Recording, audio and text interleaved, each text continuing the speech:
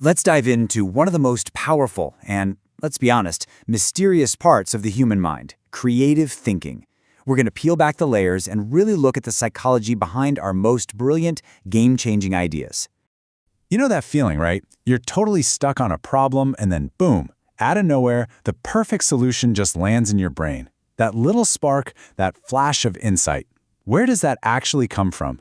Is it just random magic, or is there a real psychological process at work here? One that maybe, just maybe, we can learn to get better at? Well, that's exactly what we're here to figure out. All right, first things first, we need to be on the same page about what creativity even means. Because when psychologists talk about it, they're not just thinking about artists or musicians. They're talking about a core cognitive skill that every single one of us has. So, from a psychology standpoint, creativity isn't just about having wild, off-the-wall ideas. It's a process that has to stand on two very important legs. First, the idea has to be original. It has to be new, something that nobody saw coming. But, and this is just as crucial, it also has to be useful. It needs to actually solve a problem or serve a real purpose. Think about it. An original but useless idea is, well, it's just a novelty. And a useful but unoriginal idea is just the same old thing. Real creativity happens right at that sweet spot where original and useful meet. To get to that sweet spot, our brains actually use two totally different ways of thinking. The first one is called divergent thinking. This is your brain in full-on exploration mode. It's like casting the widest net possible. For example, if I said, how many uses can you think of for a brick? A paperweight, a doorstop, a weapon, maybe part of a modern art sculpture. That's your brain diverging. But then you got to flip the switch to convergent thinking. That's when you start to analyze, evaluate, and narrow all those options down to find the single best solution. The real secret sauce of creative thinking is getting good at switching back and forth between these two modes. Okay, so if creativity is a process, does it have a kind of roadmap? Well, it turns out a lot of great ideas follow a surprisingly predictable path. It's a journey, and it has clear psychological stages. And this isn't a new idea. Way back in 1926, a social psychologist named Graham Wallace put together one of the most famous models for how creativity works. He basically said that those aha moments aren't random at all. They're actually the destination at the end of a very clear four-stage journey. So here's the map. The journey starts with preparation. This is the hard work part. You're diving deep, researching, learning, just absorbing everything you can about the problem. Next up is incubation. And this is where it gets interesting. You step away. You take a walk, you do the dishes, you do literally anything else, and let your subconscious mind start connecting the dots in the background. Then, suddenly, comes illumination. That's it. That's the eureka moment when the solution just pops into your head. And finally, you have verification. This is where you take that amazing insight and you kick the tires. You test it, you refine it, you see if it actually works in the real world. And I know you've experienced that incubation stage. Have you ever had a killer idea pop into your head while you're in the shower or out for a run? That is not a coincidence. That is your brain doing exactly what it's supposed to do. Your conscious mind is relaxed, which gives your subconscious the space it needs to make these crazy new connections. You were incubating, and it led right to your aha moment. So we get the stages now, but what's actually firing inside our skulls when this is all happening? Let's pop the hood and look at the neuroscience and some of the common mental roadblocks that get in our way. Okay, first, forget that whole right brain for creativity myth. It's way cooler than that. Modern science shows that creativity is a total team effort inside your brain, run by three main networks. Just think of it like a little workshop in your head. You've got the default mode network, that's your dreamer. It's active when you're daydreaming, imagining, coming up with wild new stuff. Then you've got the executive control network, that's the engineer. It focuses, it plans, it evaluates ideas to see if they'll actually work. And the real MVP? The salience network. That's the foreman who's in charge of switching between the dreamer and the engineer.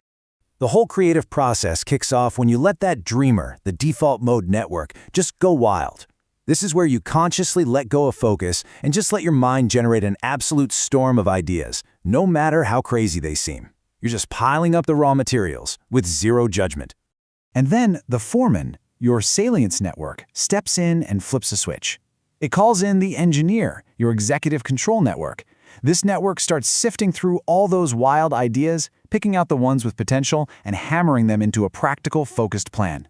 The most creative people are just masters at that switch, effortlessly going from dreaming to doing. So if our brains are wired to do this, what gets in the way? Well, psychology has identified a few usual suspects, these creativity killers. There's functional fixedness. That's what makes you see a hammer only as something to hit nails with. There's the classic fear of judgment, which makes us bite our tongue on our best ideas. And then there are mental sets, getting stuck in those comfortable ruts, using the same old strategies even when they're not working. But here's the good news. These aren't character flaws. They're just mental habits, and habits can be broken. And that brings us to what might be the most powerful idea of all. Creativity is not some magic gift that only a few people are born with. No way. It is absolutely a skill. And like any skill, it's something you can train, practice, and get much, much better at. Okay, so how do we practice? Technique number 1. Brainstorm for pure quantity. The rule is simple. Stop trying to find one good idea. Instead, try to find 50 ideas. Any ideas. The first 10 will be the obvious ones. The next 20 will be a bit of a stretch. But the really amazing original stuff, that often shows up after you've totally exhausted all the easy answers. You have to remember, quantity is what leads to quality. Next up, use analogies. This is so powerful. If you're stuck on designing a new building, ask, how would nature solve this problem? Or if you're trying to organize a team, ask, how does a colony of ants manage their workflow? This forces your brain to build bridges between unrelated concepts, letting you borrow genius solutions from completely unexpected places. All right, this one is a little weird, but it works so well. Instead of asking, how can we make this better? Flip it on its head. Ask, how could we make this an absolute catastrophic failure? By trying to intentionally break the system, you almost always uncover the hidden, non-negotiable things that are absolutely critical for its success. And finally, we have cognitive disinhibition. This is just a fancy way of saying you need to give yourself permission to be stupid for a little while. It means you have to consciously create a safe mental space where the weird, the illogical, and the downright foolish ideas are allowed to come out and play, without your inner critic immediately shutting them down. You have to let an idea breathe before you decide if it's any good. And if you want proof that this whole process works, just look at the Post-it note. Seriously, a scientist was trying to make a super strong glue, but he failed and made a really weak one instead. That was his preparation. For years, this failed glue just sat around with no purpose. That was its incubation. Then, a colleague who was annoyed that his bookmarks kept falling out of his church hymnal had a flash of insight, illumination. He realized that weak glue was perfect for a bookmark that you could stick and unstick. After a bit of testing and tweaking, verification, the Post-it note was born. It's a perfect real-world textbook case of this entire creative journey. So let's boil it all down. What are the big takeaways here? First, remember that real creativity is that perfect blend of original and useful. Second, understand that big ideas don't just appear out of thin air, they follow that 4-stage journey: prepare, incubate, illuminate, and verify. And most importantly, know that this is a skill. You can beat those mental barriers and build your creative muscle, and it just takes practice. Look, the bottom line is this. The networks for wild imagination and for sharp focus are already installed in your brain. They came standard.